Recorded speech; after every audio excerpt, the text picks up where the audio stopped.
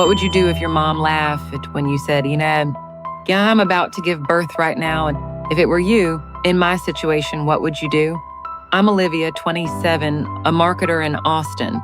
That night at my parents' house in Round Rock, amid clinking glasses celebrating Ethan's deal with my sister, Chloe, I clutched through contractions and said I needed Dell Medical Center. My mom, Linda, shrugged. Not our grandchild. My dad, Martin. We're in the middle of dinner. My heart cinched pain and humiliation. My husband, Jason, didn't pick up. I choked. Can anyone drive me? Alone, shaken, I grabbed my keys and kept breathing. Like, comment, subscribe, because after that I did something they never saw coming. What would you do if your own mother smirked when you whispered, I'm in labor now? If it were you with the pain climbing your spine like a hot wire, what would you do? I'm Olivia, 27, a freelance marketer in Austin, and this is the night my family taught me what loyalty actually means. It starts at my parents' table in Round Rock. Plates clink, wine pours. My sister Chloe shines under the warm light, leaning into Ethan, the 6-month boyfriend with venture capital sparkle. My stomach tightens. I breathe. Another wave comes. I need to go to the hospital, I say. Linda, my mom, arches a brow and keeps chewing. Martin, my dad, doesn't look up. Chloe pats Ethan's sleeve like she's directing a scene. Olivia, not tonight. This dinner matters. My water broke earlier, I add. The doctor said if it's early, don't wait. Linda flicks her napkin. Not our grandchild, she murmurs, half joke, full knife. Martin checks his watch. We're in the middle of dinner. If you're listening on the way to work or folding laundry right now, answer me. What would you do if your parents told you the baby could wait? I call my husband Jason. Voicemail. Engineering meeting. I try again. Nothing. Please, I say, surprising myself with how small it sounds. I need Dell Medical Center. Now. Linda gestures toward the roast, says thust. Call a rideshare, don't be dramatic. Ethan studies his water glass. Shock has a taste, metal, cold. I stand. My knees wobble. I'll handle it, I say. No one moves. The chair scrapes. The front door clicks behind me. Texas evening heat hits like a wall. I slide behind the wheel, buckle, and tell myself the lie I need. You've got this. If you're still here, hit like and drop a comment, because what happens next is the part no one expects. I merge onto I-5, phone on speaker, timing contractions, 8 minutes, 7, 5. Traffic opens, then tightens because of course it does. I coach myself aloud, sentences short enough to survive. In, 2, 3, out, 2, 3. Erica, my best friend, answers on the first ring. I'm alone, I rasp. Headed to Dell. I'm meeting you there, as she says. If it spikes, pull over. I'm calling a Jason. The next contraction is a rip current. My hands tingle. A billboard for luxury condos laughs in neon. Chloe's grin replays, Linda's shrug. Not our grandchild. Say it with me, not our grandchild. Something old and hard splits inside me. I picture a tiny heartbeat and promise to show up even if no one else does. City lights rise like a runway. I miss one sign, circle once, curse once. I park crooked with hazards on and breathe through another wave. The walk from the garage feels 12 miles long. The triage nurse clocks my face, the wet line down my leggings, and says, Honey, we've got you. I cry one clean tear. They wheel me back, clip the monitors, and the screen sketches mountains I can feel. Jason bursts in, hair wild, tie loose, eyes full of yes. I'm here, he says, catching my hand. I'm here, Liv. They laughed. I say, I know, he answers softly. We'll deal with it after. Right now, it's you and me. A nurse named Dana, irony not lost on me, guides my breath with practiced kindness. Another wave clamps down. I roar the way polite girls aren't taught to roar. Time turns elastic. There are only rooms inside rooms. The room where I think I can't. The room where I know I must. The room where I forget my name. The room where I remember it louder. Jason keeps a cool cloth on my forehead and repeats, You're safe. You're strong. I'm not leaving. Between contractions, a quiet lake. During them, storms yank trees from the earth. If you've ridden that weather, you know. If you haven't, believe me, It's work, it's war, it's love wearing armor. When pushing arrives, my body makes the choice for me. The room shifts, lights narrow, voices sharpen. Chin to chest, the doctor says. Hold, hold. I think of Linda's tone, Martin's watch, Chloe's champagne laugh. I push like I'm tearing out the roots of an old story and planting a new one. Stars spark at the edges, and then crying. Thin, then outraged, then gloriously alive. The world shrinks to a face the size of a peach and a mouth announcing himself to earth. He's real, he's ours, he's here. They place him on my chest, warm, fierce. He clutches my finger and doesn't let go. Jason sobs, unpretty, perfect, and kisses my forehead. Hi, I whisper to our son. I'm your mom, I'm not going anywhere. For one long minute, the betrayal melts like frost and sun. The mountain becomes a meadow, monitors quiet. The room hums like a safe house. Then my phone buzzes. The screen lights Mom. I turn it face down, buzz again. Dad, I let it ring to voicemail because humans pick at wounds. Martin's voice is first, clipped. You got to the hospital, didn't you? Let's move on. Linda follows, tidy and cool. Ethan's deal was important, don't make a fuss. Jason's jaw tightens. No, he says like a verdict. They don't get this moment. He sets his phone to do not disturb and kisses our son's tiny hat. If you're still with me, thank you for listening. Tap subscribe so you don't miss what comes next. The night didn't end at the first cry. The real storm started after sunrise. Betrayal is heavy, boundaries are heavier. Lift. I was about to lift them. I stared at the ceiling tiles and let the truth land. They chose a dinner over my life-changing hour. It burned and clarified. It turned my spine into a line. I promised out loud, to Jason, to our son, to myself, never again. If they wanted access to our joy, they would meet a new me, calm, firm, and finished, apologizing for existing. Doors close, boundaries finally open, wide. Tonight, morning arrived with soft beeping and new names, mother, father, son. I thought the worst was over. I was wrong. The first volley hit between diaper changes, emails, voicemails, and a string of messages so tidy they felt rehearsed. Martin's voice. You got there, let's move forward. Linda's email. Ethan's deal was critical for Chloe's future. You're fine. Stop the drama. No apology, no question, not even a, how is he?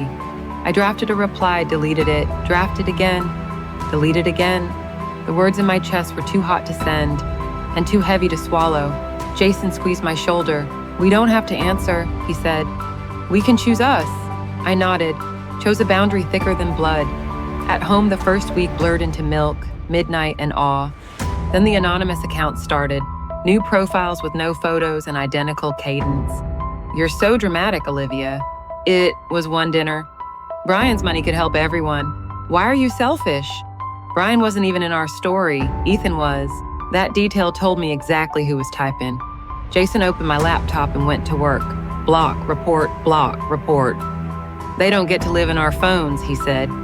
Erica arrived with breakfast tacos and clear eyes. She listened, then spoke like a mirror. They are testing the gate, keep it closed. I breathed easier for the length of a coffee. 4 days after we got home, the doorbell wouldn't stop. Jason checked the peephole and exhaled through his teeth. It's them. My stomach fell, but my spine stood up. Open it, I said. Linda swept in first with a smile that treated history like a rumor. Gift bags, balloons, a teddy bear so blue it hurt. Martin followed, eyes scanning the room like he owned the air. Chloe hovered, clutching a glossy box like she had won something. Sweetheart, Linda cooed, syrupy and breathed. We brought things for the baby. What are you doing here, I asked, holding the door heeled open with my foot so it couldn't swing in any farther. We're family, we'll put this behind us. Jason moved to my side. You laughed when she said she was in labor, he said, tone low and flat. Martin's jaw jutted. We were busy. Important people don't wait. You're fine. The baby stirred down the hall. Every cell in me turned toward him. You said, not our grandchild, I told Linda. Hold that same energy now. Chloe rolled her eyes. You're being ridiculous, she snapped. Ethan's, she caught herself. I mean, opportunities like his don't come twice. Neither do births, I said. Shock flashed across her face, then curdled to disdain. Linda tried to step forward. I stepped into the space instead. "Gifts don't buy time back," I said. "You chose your seats at dinner. This door is another seat. Choose again."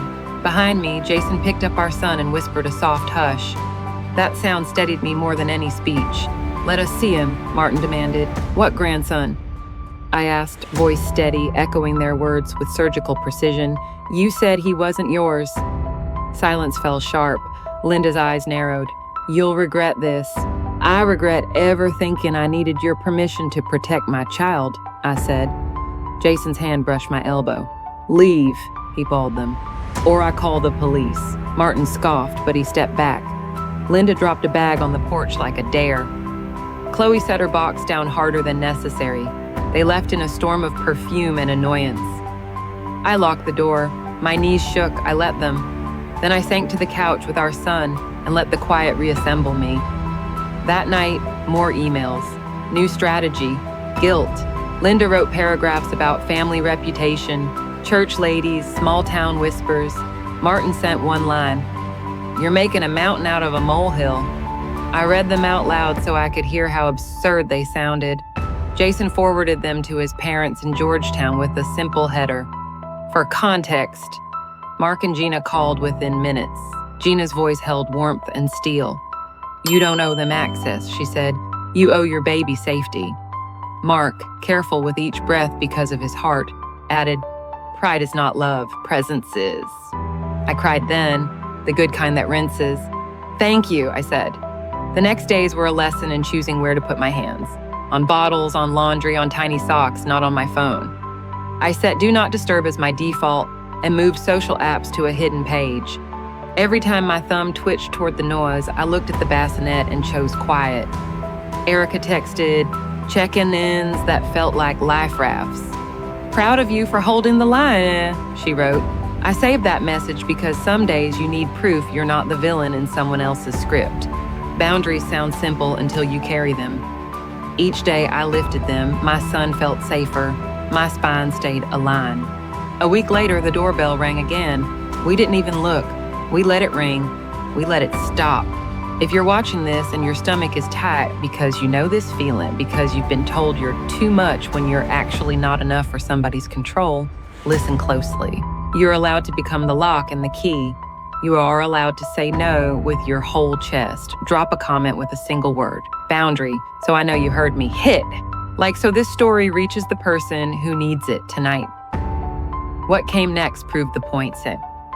10 days in, Linda tried one more tactic, a "we're praying for you" text, sprinkled with scriptures and a photo of a gift receipt. Martin followed with, "Be reasonable." I put my phone face down and laid mine on my baby's chest to feel the rhythm of his breath. Reasonable felt like this: feed him, change him, love him, guard him. Everything else could wait outside like weather. Boundary held. And for the first time since that dinner, I slept. Months passed like pages turning with baby-sized milestones as the chapter behind us yellowed at the edges. Our apartment in Austin learned our routines, bottles sterilizing at sunrise, the dryer thumping tiny sleeves, lullabies humming through the kitchen while Jason diced onions for dinner. Peace arrived in small, ordinary envelopes. It did not ask permission. It just started showing up. Work found me again, too. A brewery on the east side needed a refresh, and I pitched a campaign in a sweatshirt with spit up on the shoulder. They said yes. A boutique downtown wanted new logos, so I sketched between naps and exported files at 2 a.m. The invoices weren't huge, but they were honest. $3,000 a month felt like a bridge back to myself. I didn't need permission for that either. On Sundays, Jason's parents drove in from Georgetown with casseroles and stories. Mark moved carefully, guarding his heart, but his laugh still filled the doorway. Gina brought structure where I had fray, lists, towels, a pot of soup cooling on a trivet. They never asked to hold the baby first. They washed their hands and asked me how I was, and then they listened to the answer. I didn't know love could be that practical. Now I do. Erica became our third parent in disguise. She showed up with coffee, folded laundry while we joked about the algorithm eating our brains, and took me for short walks when the walls felt too close. One evening, she told me about cutting off her own dad years ago, how the quiet after the storm was the loudest relief of her life. It will feel lighter, she promised. Not perfect, but lighter. She was right. The doorbell rang less. Emails slowed, then stopped. Silence began to mean space. I filled it with blocks on the rug and naps and a return to my own voice. Here's the truth I can see now that I couldn't then. The night I drove myself to Dell Medical Center didn't break me. It broke the illusion that I owed people access to me just because we share DNA. That illusion had kept me small. It had made me agreeable when I was actually in pain. Once it shattered, I picked up the pieces I wanted: respect, clarity, courage, and left the shards that cut. Sometimes I still hear Linda's line, "Not our grandchild, it's a signpost now, a hazard light that tells me to turn, to lock the door, to remember who I am." If you're still watching, you know this terrain. You can close a door and still be good. You can tell the truth and be kind. You can be done and be free. One afternoon, months after the showdown on our doorstep, the intercom buzzed. I flinched, then laughed at myself. It was a delivery, no sender. Inside, the blue teddy bear from the porch with a tag. From Grandma and Grandpa said. We didn't argue. We carried it to the donation bin downstairs. Mercy can be not keeping souvenirs. A week later, the unexpected arrived, an email from Linda with exactly 4 sentences. "I'm sorry, I was wrong. I hope someday we can talk. I understand if today isn't that day." No scriptures, no excuses, no performance. I read it 3 times. Something shifted in my chest, not forgiveness yet, but room. I didn't reply, not because I wanted to punish her, but because time answers better than I can in an instant. Respect, my therapist friend says, is a rhythm, not a line. We'd need measures of it before we played in the same room. So we kept living. Jason trimmed his hours so he could make every pediatrician appointment. I learned the art of the 20-minute nap and the 12-slide deck. Our son discovered his feet and the sheer comedy of gravity. The 3 of us learned each other, the way new families do, with mistakes, with laughter, with cereal for dinner on Tuesdays. On our first trip to Zilker, I sat on a blanket watching Jason make a tower out of blocks, while our son demolished it with the softest karate chop you've ever seen. I thought about that dinner table and the night drive and the hospital room that felt like a battlefield and a chapel at the same time. I didn't feel triumph, I felt aligned. The life I was holding looked like mine because I had chosen it, again and again. Here's the part you came for, the twist I promised at the very beginning. The thing that finally surprised even me wasn't an apology from my parents, or the town turning on them, or Chloe's quiet fall from a pedestal. It was this. When I chose boundaries, the people who actually loved me drew closer, not away. Mark started sending videos of himself reading picture books so our son would know his voice. Gina mailed me a knitted blanket in the exact color of a sunrise. Erica left a note on my door that said, "You are allowed to be safe." None of them asked for access before they offered presents. If you're in the thick of it, here's your sign. You can put the phone face down.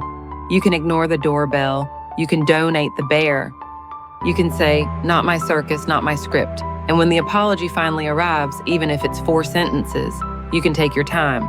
Let time prove it. Let action season words. Let your piece be the plot twist. Like, comment, subscribe if this helped you breathe. Tell me your sentence, the one that told you who you were. And if you're still wondering what happened when we finally talked, because yes, one day we did, stick around. That conversation didn't go the way any of us planned. And what I said at the end is exactly what I needed the night I drove myself to the hospital. Clear, calm, and done. And yes, there's more to tell when you're ready to hear it. Stay close.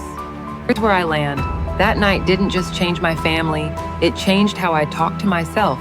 For months, I replayed the scene, my mother's shrug, my father's watch, my sister's smile, and I kept asking, was I wrong? Was I wrong because I said no to people who share my last name? Was I wrong because I chose a crying newborn over a clinking glass?